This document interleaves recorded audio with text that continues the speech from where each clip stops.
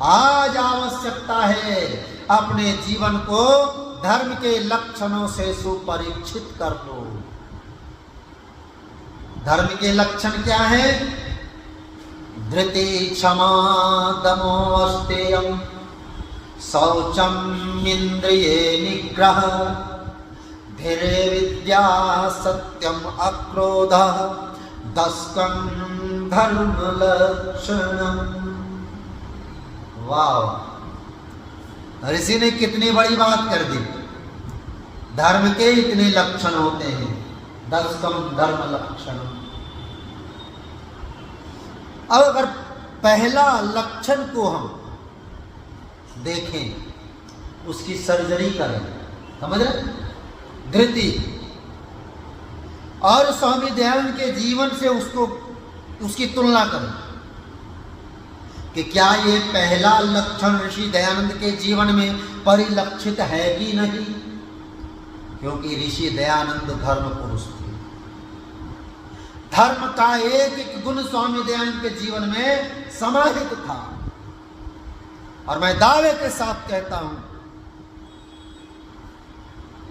कि स्वामी दयानंद धर्म के 10 लक्षण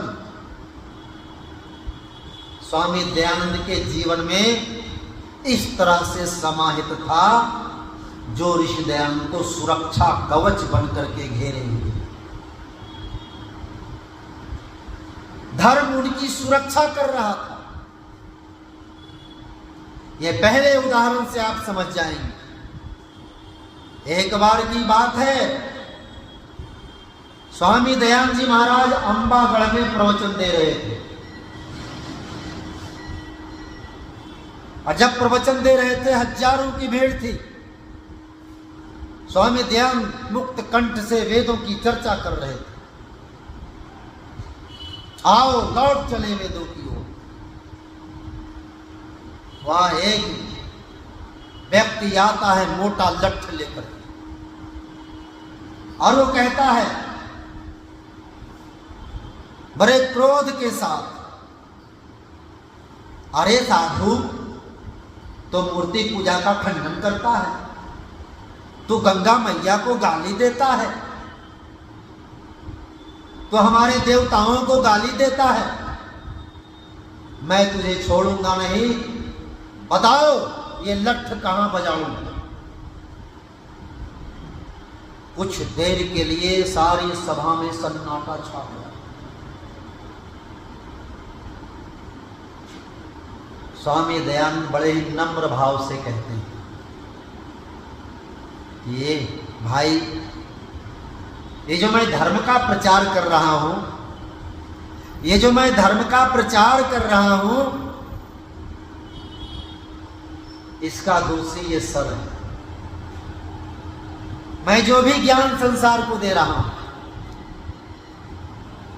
इस खोपड़ी के माध्यम से दे रहा हूं। ऐसा कर, तू हमारे सर पे मार। यही सब करवा रहा है। और इतना कहकर स्वामी दयानंद उस व्यक्ति के ऊपर अपनी नजर दौड़ाए। ऐसी नजर स्वामी दयानंद ने उस व्यक्ति के ऊपर दौड़ाई, वह व्यक्ति स्वामी दयानंद की आंखों को देख करके तिलमिला, भयभीत हो गया कि कैसा साधु है, मुझे कहता है सर पे मार। अचानक वो व्यक्ति रोने लगा और कहने लगा, महाराज आप हमें क्षमा करो, हमसे गलती हो गई। स्वामी दयानंद के चरणों में गिर गया।